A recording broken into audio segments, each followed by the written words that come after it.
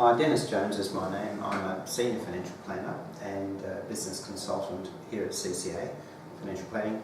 We're committed to helping our clients make better decisions about money and business, and ultimately enjoy the proceeds with an abundant lifestyle. So specifically today it's more about business planning, but in the context of helping our clients make the most of their life if they're in business. Clearly a business plan, a dynamic business plan that changes with their situation and with the prevailing circumstances is pretty important to help them make the most of their opportunities and also avoid costly mistakes.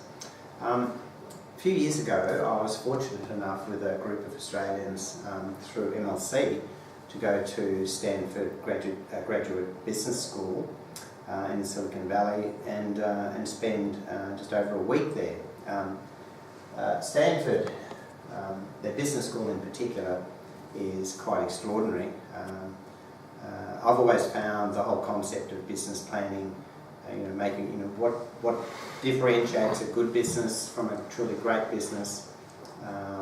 What are the ingredients that help people achieve the most from their business and the most from their life? And the time at Stanford was amazing. It was really interesting because we looked at about 10 business case studies. Some businesses that had failed, they had done a very detailed analysis of why that happened, all the way through to some businesses that have really succeeded, including businesses that have changed the world. While we were there, we went to spend some time on site at Google and also the Singularity University, which is quite extraordinary. Singularity University, if you Google that, ironically just around the corner from Google, quite extraordinary some of the work they do. The case studies we looked at, some of the really interesting ones were, for example, Kodak. The fact that Kodak was so big in film, of course, and related products. I believe one of their engineers actually invented digital, but they didn't seize the opportunity to develop it, and obviously their competitors did before they did. It was really interesting looking at those sorts of businesses. We also examined some of the airlines. Airlines are a very tough business. I mean, at the moment we've got the issues with Qantas. So what defines a truly successful airline from those that don't? And I know we're talking about big business here, and in the context of our clients are predominantly professionals in practice or small business, but I think we can learn a great deal from what differentiates truly great businesses from those that are not. So I've got a couple of slides I'd just like to reference, just to help me stay on track. So, as I mentioned earlier, it's not just about a business plan, it's truly about your life, your future, and business planning is a component of that if you're going into business or you are in business. And aligning your core values with your personal goals and your business goals is really important, because people that manage to do that just seem to have positive momentum in life. We all know people around us that just seem to do it a little easier. They seem to be successful, they have that positive momentum. Maybe it's a little bit easier for them. Well, actually it's not. You find behind the scenes that those people also work very hard, but they have a plan. And they have a plan that aligns their values with their goals, with their strategy, with their action plan. And they also document that.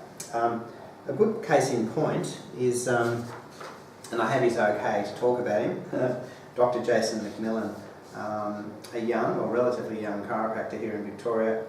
I was giving a talk at RMIT, a lecture out there as we do, to the graduate class. I think it was about 1994, 95, and Jason was in the 5th year group at that time. And he said to me, look, can I have a chat with you after your presentation? Which we did. And in his 5th year he had a plan what he was going to do when he graduated as a chiropractor in his first practice. And I had a chat with him and looked at the plan, and I was quite surprised then by the detail. He'd really designed what he wanted for a practice back in Sale, But initially he worked as a locum for a couple of years, I think from 1996 through to 1997, to see what other people were doing in business. He caught up with me a few times during that time. I looked at his evolving business plan, and when he opened his practice in Salem in 1997, it was an accurate reflection of what he'd designed on paper.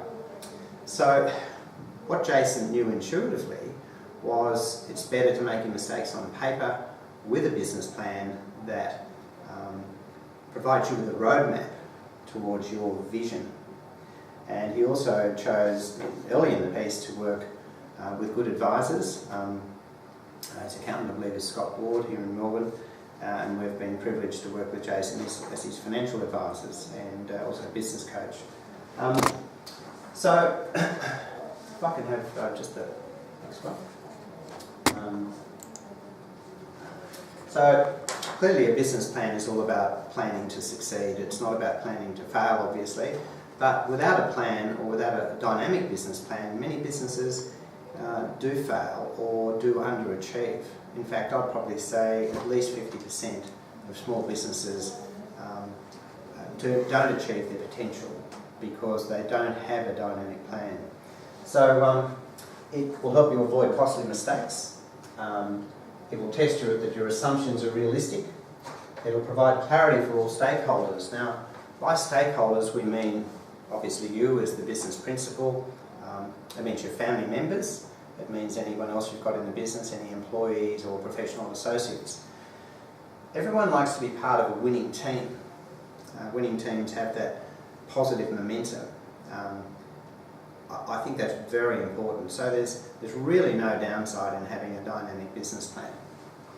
It'll also help you to raise capital. So if you've got to go to the bank, and most businesses do at some stage, these days most bank managers or credit assessment people will ask not only for the security details, but also your business plan to demonstrate how you're going from where you are to where you want to be, cash flow projections, key performance indicators and so on. It should also include your business growth strategy and ultimately a succession plan.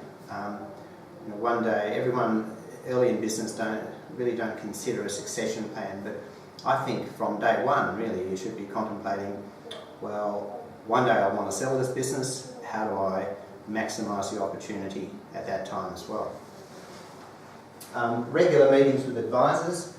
Having meetings with advisors, say quarterly, I think is really important, but also being able to reference your business plan, which is really your roadmap to where you're going. I think that's very important. Often people will have a meeting with their accountants, for example, and it's all about their financials. So the financials are a key component, obviously, to a business plan, but it's only one component.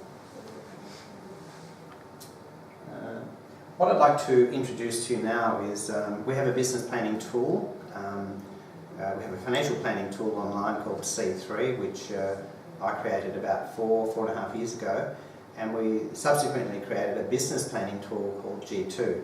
G2 is our code for good to great, the whole concept of moving from a good business to a truly great business. I'll just access the software online.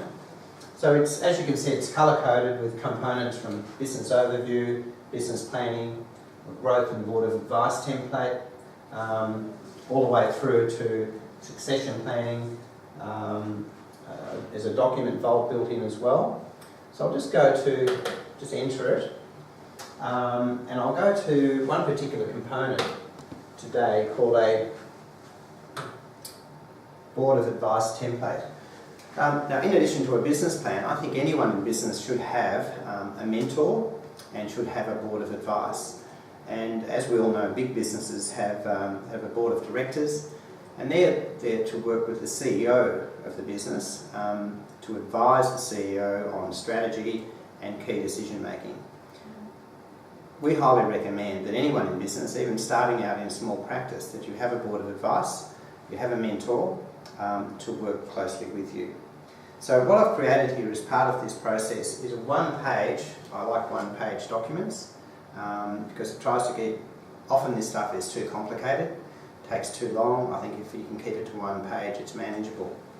So, some of the issues that you should be reviewing regularly as part of your business plan is what's working well, where can we improve, current cash flow and trends, presentation of board reports if you're at that stage, improving business performance, current business priorities, current activities, priority activities, current barriers and challenges to implementation of your plan,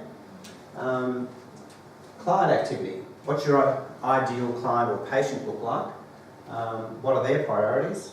And new clients year to date. What are the trends in terms of new business? What's the rebooking rate? That type of thing. Staff performance. Market forces within and outside the business. What's happening if you're in the healthcare professions? What's happening to influence your business and your business opportunities? So there's a whole lot of factors there which are built into this. If we could just go back to the front screen on G2. Thank you. Thanks, Vikram. So I think suffice to say today that clearly preparing a business plan and more importantly updating it regularly as you move forward is really important because it's going to help you make the absolute most of your opportunities. I spoke earlier briefly about Jason Macmillan. So Jason graduated in 95, became a locum for a couple of years, opened his own practice in 1997. He's established Abundant Health Group in 2007. He now has 2 very successful practices and also is, I believe, coaching other practitioners as well. It would be probably the most successful or one of the most successful practices in the country.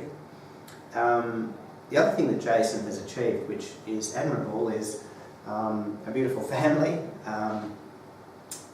obviously a couple of children, and I think there's 3 children, and also a great life-work balance. Now, I think that's key. It's not all just about business and money and financial success. It's about aligning your values, your goals, and having a strategy that helps you achieve that. Now, having the business plan, having the life plan is going to maximise the probability of you achieving what's important for you personally. I congratulate Jason. I hope I haven't embarrassed him here today. We'd welcome the opportunity to work with anyone that's looking to develop a business plan or revisit their business plan, and we're happy to provide you with free access for 6 months to both C3, our financial planning tool that's online, and G2 to the business planning tool. So I wish you all the best with your planning, and we hope to see you soon. Thank you.